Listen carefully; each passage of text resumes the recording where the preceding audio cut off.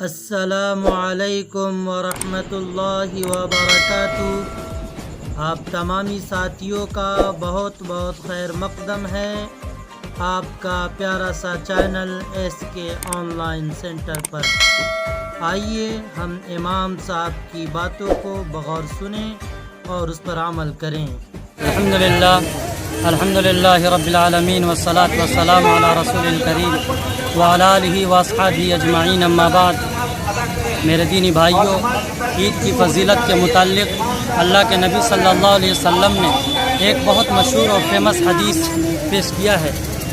اللہ کے نبی نے فرمایا لِكُلِّ قَوْمٍ عِيدٌ وَهَذَا عِيدُنَا، کہ ہر قوم کے لیے، ہر ایک جماعت کے لیے، ہر فرقہ کے لیے، ہر مذہب کے لیے، ہر دھرم کے لیے کوئی نہ کوئی ایک خوشی اور مسرت کا دن ہوتا ہے۔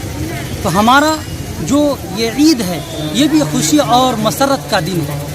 اس کے متعلق ایک حدیث ہے کہ اللہ کے نبی صلی اللہ علیہ وسلم اور ان کے صحابہ کرام جب ہجرت کر کے جب مدینہ تشریف لے گئے تو وہاں پر لوگوں نے دو طرح کی وہاں پر لوگوں نے عید منانا شروع کی۔ وہاں پر لوگ پہلے سے خوشی مناتے تھے، مسرت کرتے تھے۔ تو اللہ کے نبی صلی اللہ علیہ وسلم فرمایا ہادان یومان، یہ دو دن کیا ہے، یہ کون سی چیز تم لوگ بڑھ چکے ہو؟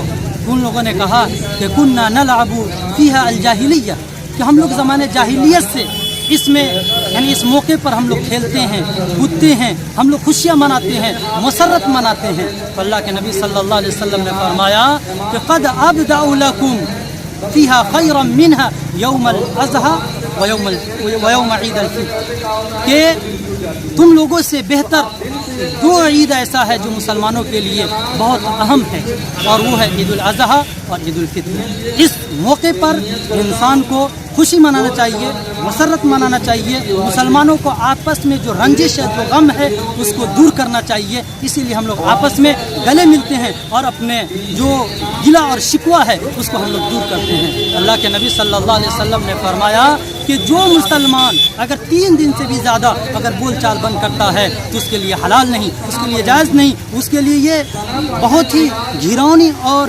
گمبھیرتا والی چیز ہے۔ اس ایسے آدمی اپنا ٹھکانہ جہنم میں سوچے۔ لا يحل لرجل ان يهجر اخاه فوق 3 لیال، کہ 3 دن سے اوپر کسی مسلمان بھائی سے بول چال بند نہیں کرنا چاہیے۔